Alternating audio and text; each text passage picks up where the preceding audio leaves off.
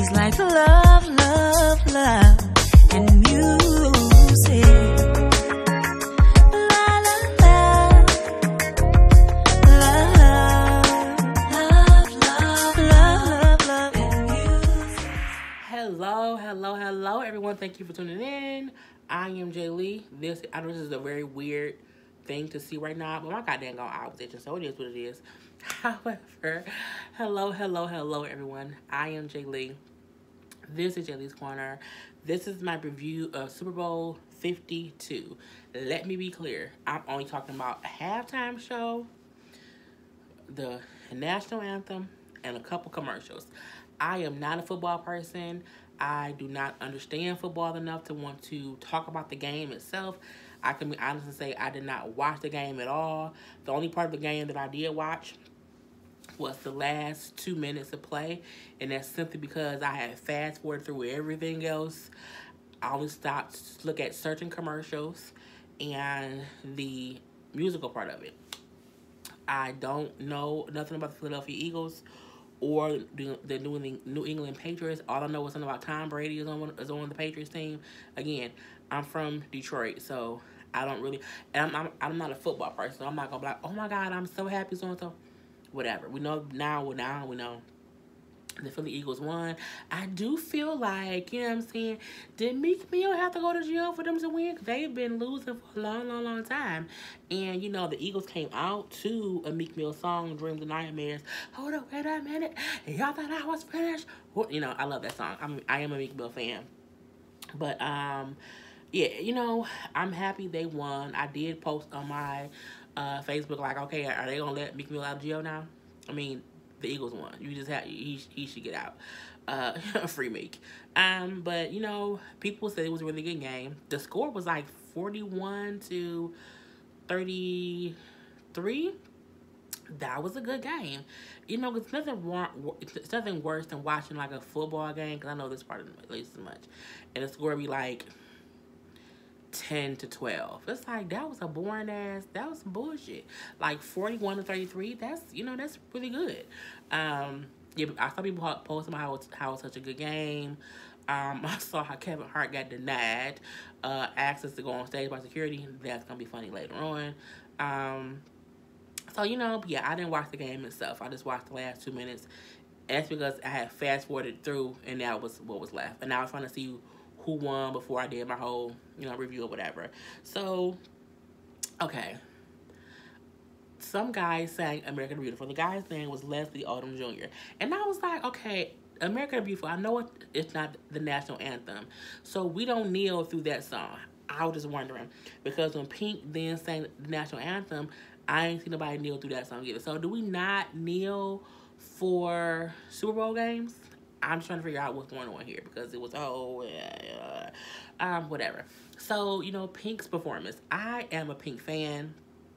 I have been a Pink fan since Pink had pink hair, singing, you make me sick, you make me sick, I hate you when I'm loving you. The old Pink with the pink hair and the shades, and the, risque outfits, and you know what I'm saying, or I'm that Pink, you know what I'm saying. I've been a Pink fan for a long time, okay. Her song Family Portrait will always make me cry. I love, I haven't moved from the spot where you left me. Pink, you know what I'm saying, I'm all for Pink. I think she did a good job. Pink had the flu. We know Pink has a voice. People will say how, oh my God, she did bad. She had the fucking flu, okay? She had the flu, and she still came through. And that rhymes. I don't think she did a bad job. I think sometimes people expect this big old Whitney Houston rendition of it. You know what I'm saying? I think people want this whole big to-do. And my thing is, she wasn't doing a halftime show. She sang the national anthem. She did great. She hit all her notes, okay? She was not off-key. And, like, I had the flu. My nephew had the flu. A few of my coworkers had the flu. And it knocks you on your ass. My best friend Karla right now has the flu, even though she's going to be performing next week at Duo. She's sick with the flu and everything. It makes you sit your ass down. So, anyone acting as if, oh my God, she sounded horrible, y'all just some haters. Pink sounded great. Let it be what it be. And I honestly listen to her sing, you would not, she didn't sound sick. You know what I'm saying? And I think that's the true test of a singer who has a voice, if they can still sing and sound good even when they're sick. So I thought that was a good thing. Again, I fast forwarded through everything. So I watched the whole Super Bowl from start to finish in about 30 minutes. And the longest part was the last 2 minutes, because the last 2 minutes was really like maybe 7 minutes. They kept stopping and pausing. So yeah. So the movies, the commercials I saw that I thought about. Why are they making another Jurassic Park? Why? Okay, why? I just the kill. Look, let all them dinosaurs die, because every time y'all go in there, them damn dinosaurs, people die. Man, fuck them dinosaurs. I can't. Even though I think my nephew would probably me and my nephew always go see movies together. I'm his movie buddy. So I think DJ will want to see that. And yeah, I just, it looks good though. It really does. I think I'll go. So, but I was like, just kill all them goddamn dinosaurs. The Han Solo movie preview was hype. For me, I'm not a Star Trek person or Star Wars. See, that shows you what I'm not. I'm not a Star Wars person. I like Star Trek more than Star Wars, honestly. But I was geeked because Childish Gambino is in the movie, and he's taking over the role that Billy D. Williams did back in the day. So that I was just hyped to see him in that character. Looking all, hey, you know what I'm saying? That's what I was geeked about. But, I'm pretty sure people were very happy to see that preview for that movie that's coming out. So it was kind of cool. The commercial for the Doritos and Mountain Dew. Look, I love Doritos. I love Mountain Dew. And the whole Fire and Ice thing, loved it. Seeing Tyrion sing, Busta Rhymes. What song was it? I can't even rap it. Y'all know fast Busta Rhymes. It was so cool seeing him. I can't think of his name in real life. I'm so sorry, but he plays Tyrion on Game of Thrones. Seeing him rap the lyrics of a Busta Rhymes song I can't even lip sync the lyrics, because let's go. I'm like, he was really okay, Tyrion. Okay, man, to play Tyrion.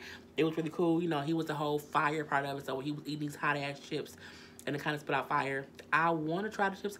I don't like hot Dorito chips. I'm like a nacho Dorito girl. I want to try them just from this damn commercial. And then I'm like, okay, that's cool. That's the end of it. No, it wasn't. Here come Morgan Freeman doing Missy, Get Your Freak On. Was it Get Your Freak On? Yeah, Get Your Freak On. And I'm like, look at Morgan. Okay, Morgan. And then he was like the ice of it. So he was drinking Mountain Dew ice cold or whatever. And as he was walking, everything was freezing around him, whereas when Tyrion was walking, I can call that man Tyrion. When he was walking, it was fire everywhere, and in the end, it was a whole lot of fire and ice things. I think that was cool, because on Game of Thrones, we know fire and ice. Daenerys, the Queen of Dragons, has her dragon that shoots fire out of his mouth. But we have the King of the Dead People. Why can't I think what his name is?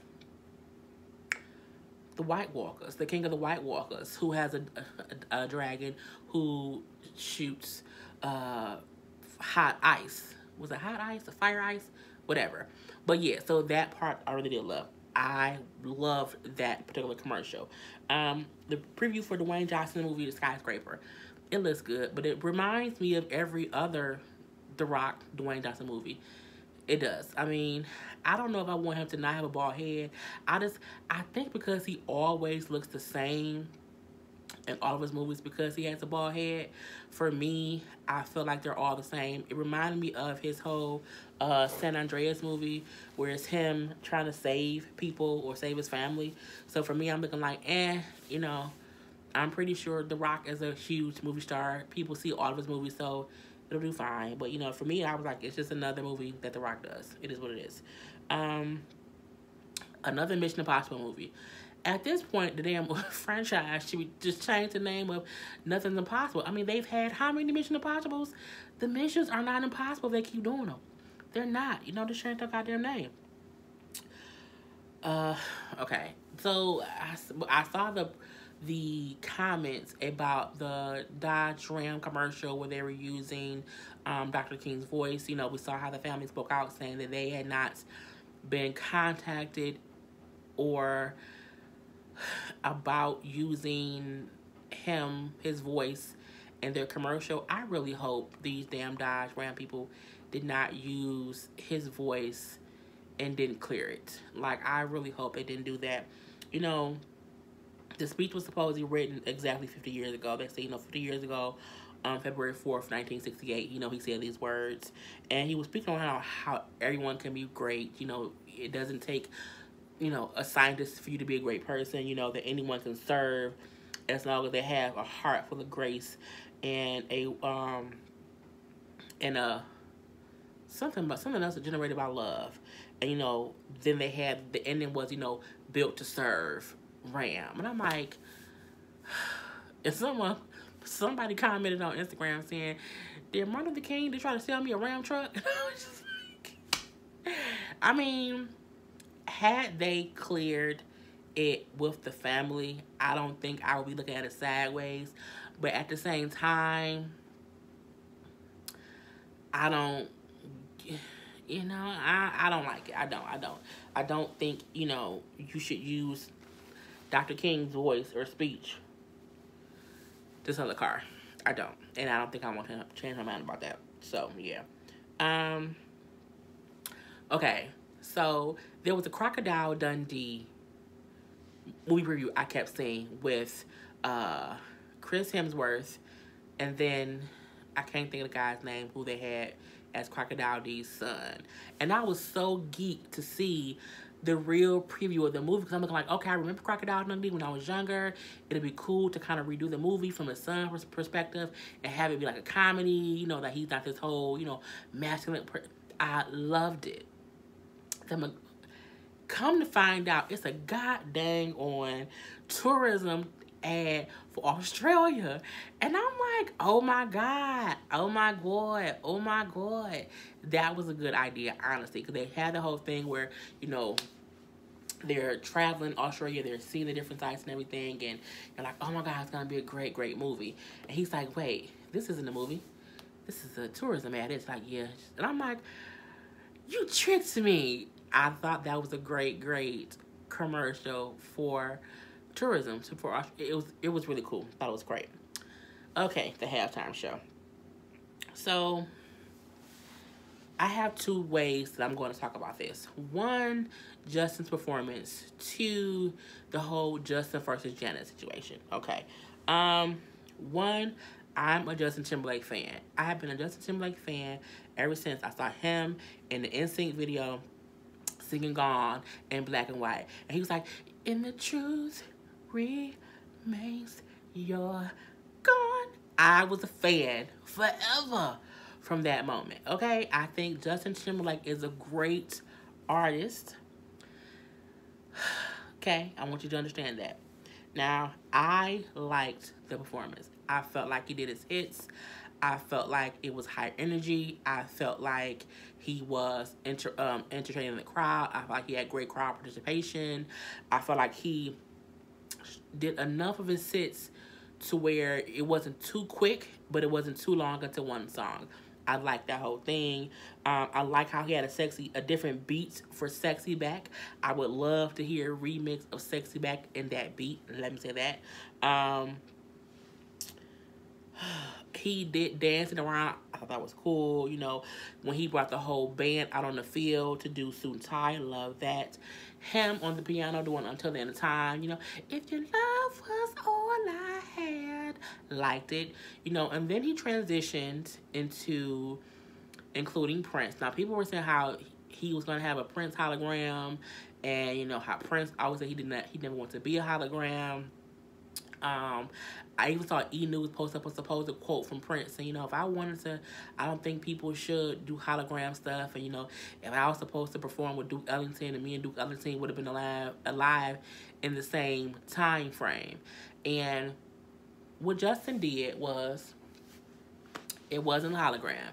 It was the equivalent, because holograms are when you generate the person doing a whole new performance. It was more of a tribute. You know, they were in Minnesota. That's Prince's hometown in Minneapolis.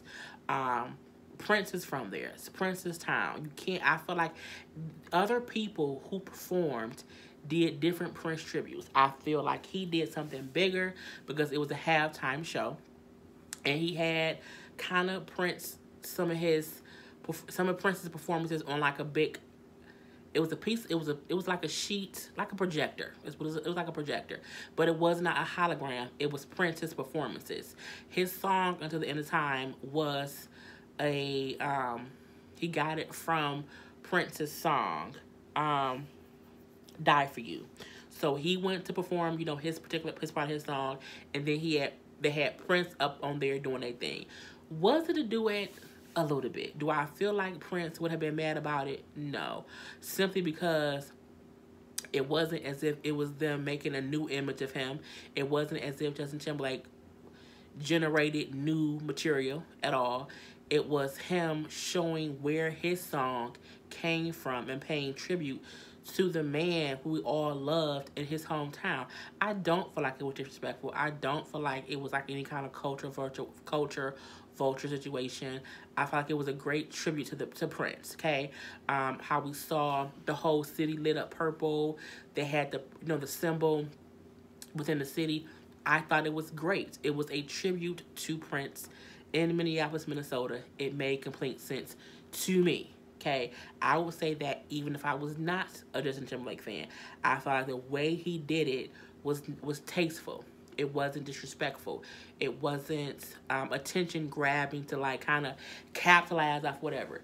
It was a good tribute. Anyone who was feeding too much in it, trying to be, oh my God, Sinbad went talking about, oh fuck you, Justin Timberlake. Sinbad, look, go sit your ass down somewhere, because the last time we saw you was.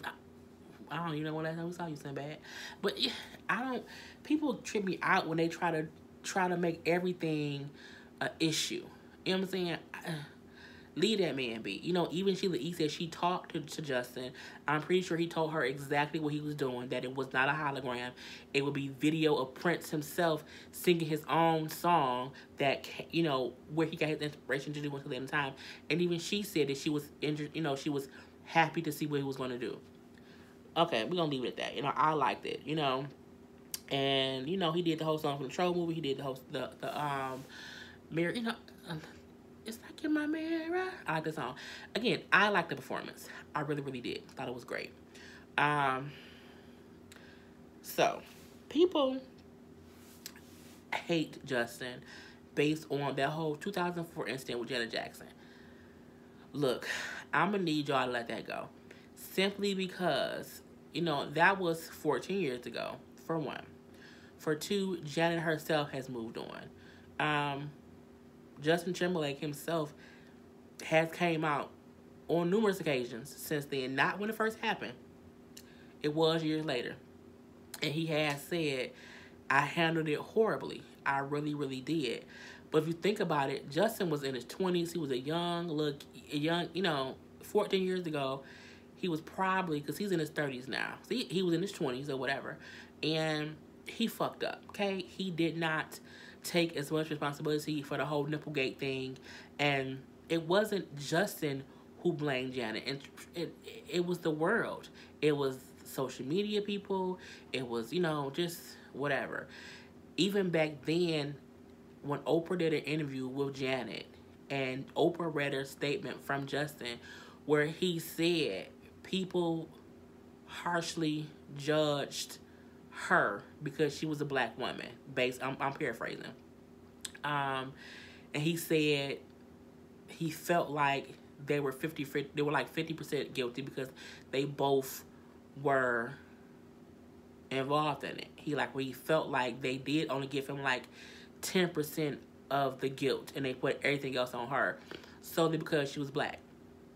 He admitted that, and then later down the line, he admitted that he should have had her back more, and he regretted not having it. My thing is, you can't keep punishing someone for a mistake they made 14 fucking years ago as if he stopped her career as if she didn't make no goddamn money, no album, no.